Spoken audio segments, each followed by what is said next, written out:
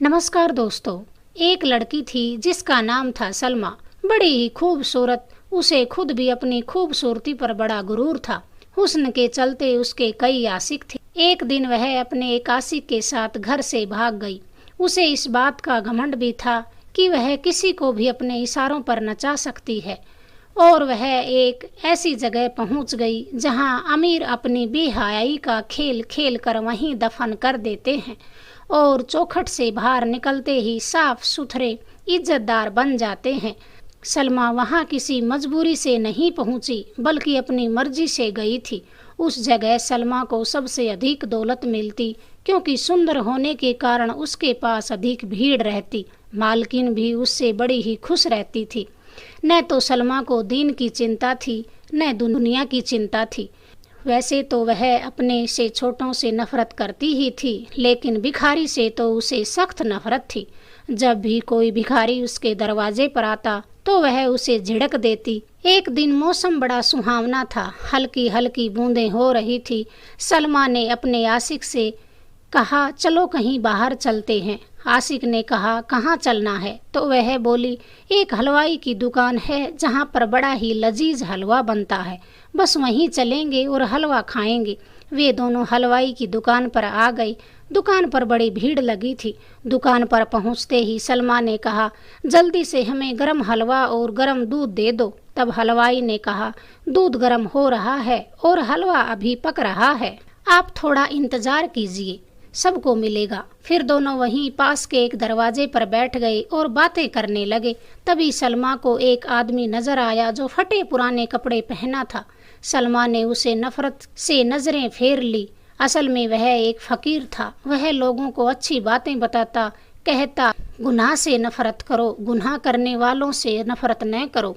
फकीर जब हलवाई की दुकान के सामने से गुजरा तो हलवाई ने उस फकीर को आवाज़ दी, बाबा रुक जाइए, मैंने आपके लिए गर्म दूध और गर्म हलवा बनाकर रखा है। मुझे मालूम था आप इधर ज़रूर आएंगे। हलवाई ने जब फकीर को हलवा और दूध दिया तो सलमा को बड़ा गुस्सा आया। वह हलवाई से बोली, आपने हमें तो यहाँ बैठा दिया है कि हलवा अभी पका नहीं और इस भिखारी को तुमने हलवा और दूध दे दिया। फकीर ने चुपचाप हलवा खाया, दूध पिया और आगे निकल गया। वर्षा होने के कारण गलियों में कीचड़ हो चुका था। तभी फकीर का एक पांव कीचड़ पर पड़ा और कीचड़ की कुछ छींटें सलमा के कपड़ों पर जा लगी। सलमा तो भड़क उठी, कहने लगी, तुमने मेरा इतना कीमती फरोग खराब कर दिया है। वह जोर जोर से चिल्लाने लगी। शोर सुनकर सभी वहीं आ गए। तभी आशिक उठा, उसने फकीर को थप्पड़ जड़ दिया। तभी हलवाई ने कहा, जानते हो तुमने किसको थप्पड़ मारा है? तभी फकीर ने कहा, कोई बात नहीं बेटा, इसने जो भी किया अपनी मासूका के प्यार में किया। फकीर ने आकाश की तरफ देखा और कहा, हे प्रभु, सभी को नेक राह पर चलाए रखना। इतना कहकर वह आगे निकल गया। सलमा और उसका आशिक भी वहां से चले गए। जब आशिक घर की सीढ़ियों पर चढ़ने लगा तो उसका पैर फिसल गया और सर के बल गिरा। गिरते ही उसकी मौत हो गई। तभी सलमा हाय हाय करके रोने लगी, कहने लगी, उस फकीर ने ही कुछ जादू किया है। फिर सलमा लोगों को उस फकीर के खिलाफ भड़काने लगी। कुछ लोग उसके जाल में फंसे जो बुजुर्गों की इज्जत करना नहीं जानते थे, न भगवान से डरने वाले थे और सलमा के दीवाने थे।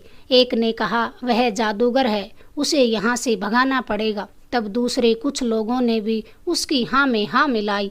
सभी मिलकर फकीर की झोपड़ी के पास पहुँचे और पत्थर फेंकने लगे। फकीर फिर बाहर आकर बोले, क्या हुआ, क्यों कर रहे हो ऐसा? एक ने कहा, आपने उस लड़के पर जादू किया है, बद्दुआ दी है, जिसने आपको थप्पड़ मारा था। फकीर बोला, मैंने बद्दुआ नहीं दी, बात ये थी कि गलती से मेरा पाँव कीचड़ पर पड़ गया। कुछ छींटे उस औरत के कपड़ों पर लगी तो उसके यार को गुस्सा आया, उसने मुझे मार दिया, और जब मेरे यार को गुस्सा आया तो उसने भी उसे मार दिया।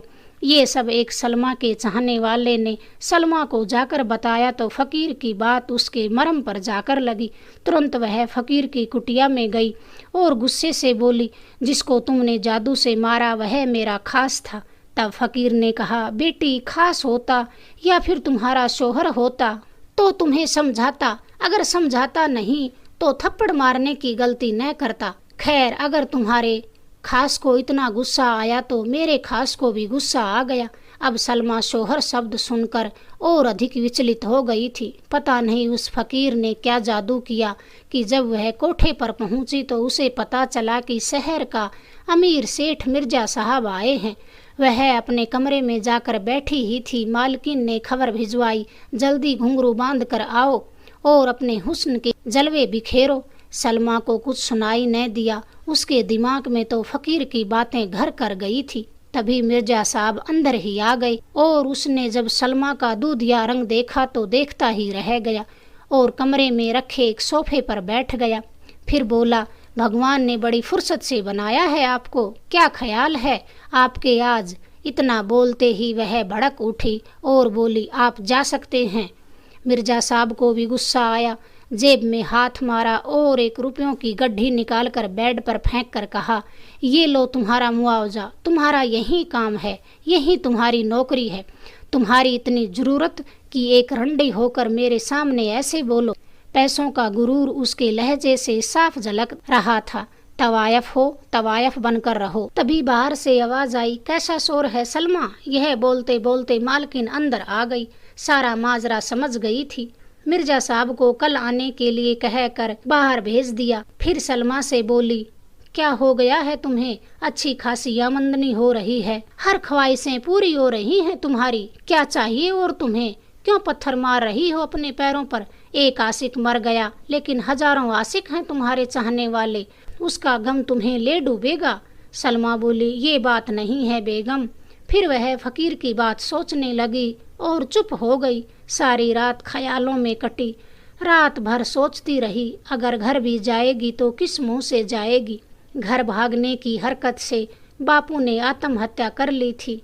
भाई उसके खून का प्यासा बना बैठा था। सुबह उसने चाय मंगवाई और उसमें एक जहर की पुड़िया डाल दी। एक ही घूंट में चाय को पी गई। थोड़ी देर बाद कमरे में मालकिन आई तो देखती है सलमा औंधे मुंह बेड पर पड़ी थी। शरीर में कोई हलचल न थी, नथुनों से खून बह रहा था।